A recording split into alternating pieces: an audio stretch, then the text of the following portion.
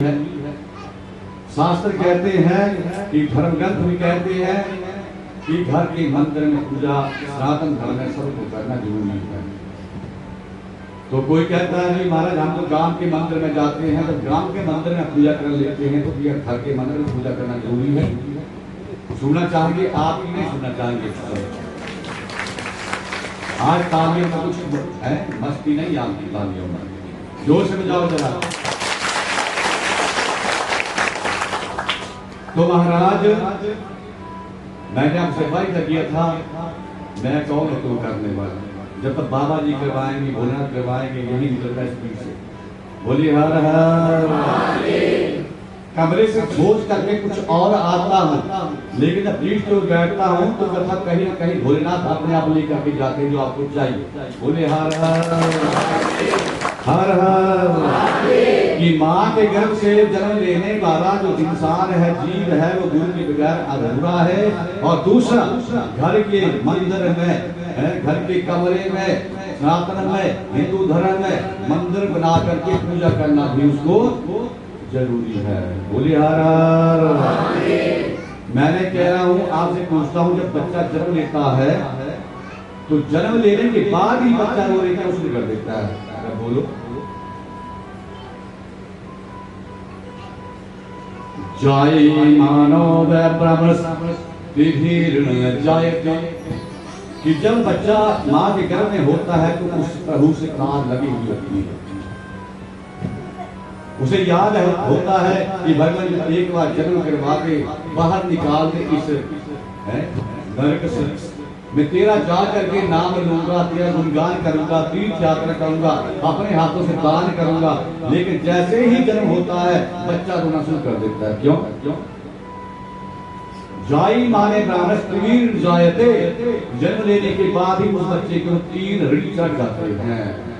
अब आप ही बताओ, जिसके ऊपर 3 ऋण चढ़ गए वो बच्चा हंसेगा कि रोएगा? बोलो। अगर 3 कौन कौन से हैं आज मैं यहाँ पर आपको लेकर के जा रहा हूँ।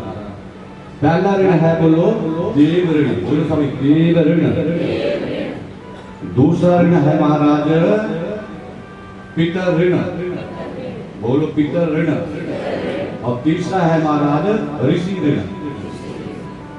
देव ऋण कैसे चढ़ेंगे जन्म लेने के बाद ही?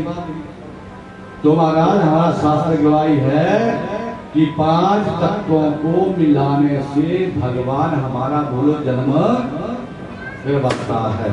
और इन 5 तत्वों के मालिक कौन है? यही 5 देवता जो मैंने कल भी कह दिया, ये 5 देवता ही इन 5 तत्वों के मालिक हैं।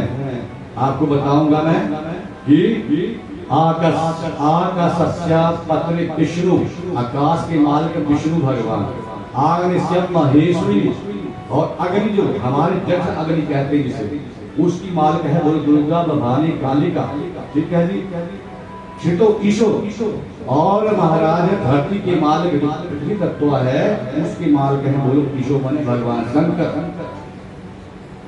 फिर जीवन से ग्राधिपा, और जीवन को आगे चलाने के लिए गणेश जो इसकी मालिक है।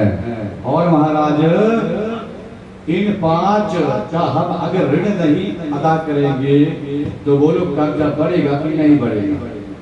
बोलो अब आप बोलो, कर्जा बढ़ेगा कम होगा? और बरीकी से समझाता हूं। जैसे आपने मकान बनाया, एक कमरा बनाया, बाकी तो छोड़ो बात। एक कमरा बनाया आपने, उसमें आपने रेता भी लिया, आपने उसमें सीमेंट भी लिया, आपने उसमें बजरी भी ली, उसने आपने सरिया भी लिया, और दुकानदार के पास आपने 50,000 कर्जा कर लिया। तो क्या कर्जा हमें भरना पड़ेगा कि नहीं भरना पड़ेगा? बोलो। अगर नहीं भरेंगे तो ब्याज के साथ बढ़ता जाएगा, और एक दिन ऐसा आएगा कि भरना भी मुश्किल हो जाएगा। होगा कि नहीं? तो ठीक जब हमने 5 तत्व उधार लिए हैं भगवान से, तो उनका कर्जा हमें भरना चाहिए कि नहीं भरना चाहिए? बोलो हाँ जी ना जी, हाँ जी ना। तो देवताओं का पूजन जरूरी है। घर के मंदिर में जब हम 5 देवताओं का मंदिर बना करके पूजा करेंगे सुबह शाम घर के मंदिर में जोत जलाएंगे, घंटी बजाएंगे, शंख बजाएंगे, उनको रोज स्नान करवाएंगे, तो हम बोलो देवताओं के ऋण से बोलो मुक्त हो जाएंगे, हमारा कर्जा बोलो उतर जाएगा। बोली बांके बिहारी लाल की हर हर। कहीं कहीं ऐसा भी सुनने में आता है, परिपाटी बना दी है एक कि सदा भवानी तायने गौरी पुत्र गणेश, 5 देव रक्षा करे, कौन कौन? ब्रह्मा विष्णु महेश। आपने कहा सुना कि ब्रह्मा का कोई मंदिर ही नहीं है, एक मंदिर बना था पुष्कर के अंदर, तो ब्रह्मा का आगे 5 देव।